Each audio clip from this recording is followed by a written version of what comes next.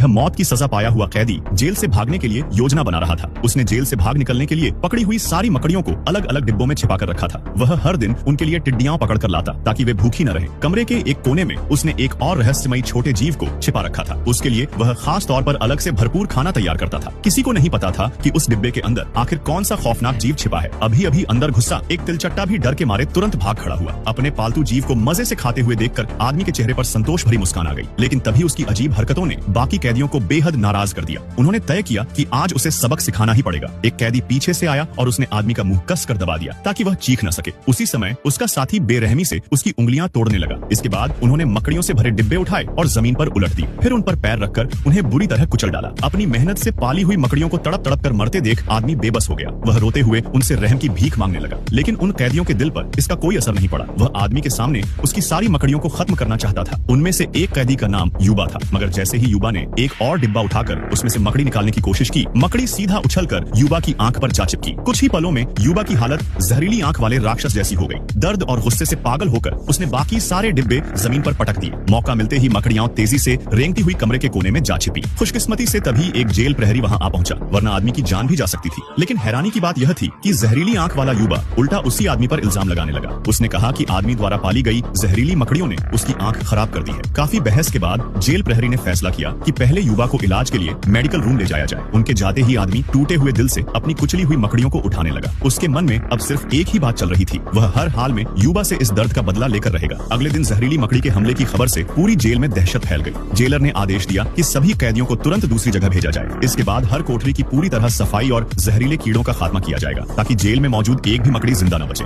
अपने पाले हुए रहस्यमयी जीवों को बचाने के लिए आदमी ने एक बेहद डरावनी योजना बनाई। रात गहराते ही वह चुपके से जमीन पर अजीबोगरीब चिन्ह बनाने लगा। फिर उसने उन निशानों के बीच लेटकर अपने दोनों हाथ फैला दिए। उसी समय वह धीमी आवाज में एक प्राचीन मंत्र पढ़ने लगा। मेरे पास आओ, हे महान और दिव्य शक्ति, अपनी अनमोल प्रकृति से मुझे भर दो। यह मंत्र जैसे ही खत्म हुआ, कमरे के कोने से एक एक करके मकड़ियां बाहर निकलने लगी। वे लगातार आदमी के शरीर पर रेंगने लगी। लेकिन आदमी को जरा भी डर नहीं लग रहा था, बल्कि उसके चेहरे पर एक अजीब सी पागल खुशी दिखाई दे रही थी। मगर यह सब अभी भी उसके लिए काफी नहीं था। वह उस कोने में छिपे रहस्यमयी छोटे जीव का इंतजार कर रहा था। मेरे पास आओ और मेरी आत्मा को अपने भीतर संभालो। आदमी की लगातार प्रार्थना के बाद आखिरकार वह रहस्यमयी जीव सामने आ ही गया। असल में वह एक भयानक रूप से बदल चुकी विशाल मकड़ी थी। उसके शरीर से ऐसा लग रहा था मानो वह किसी शैतानी शक्ति से पैदा हुई हो। वह अकड़ते हुए कदमों से धीरे धीरे आदमी की छाती तक आ पहुंची। फिर उसने अपने विशाल और डरावने दांत आदमी के सामने फैला दिए। देर रात जब जेल प्रहरी कैदियों की जांच करने आया तो वह यह देखकर दंग रह गया कि कोठरी पूरी तरह खाली थी। वहां सिर्फ आदमी के कपड़े पड़े हुए थे। प्रहरी घबराकर जैसे ही जेल से भागने की खबर देने मुड़ा, उसी पल अचानक एक मोटा मकड़ी का जाला उसके हाथ से लिपट गया। अगले ही सेकंड वह हवा में ऊपर की ओर खींचने लगा। प्रहरी पूरी ताकत से छूटने की कोशिश करता रहा।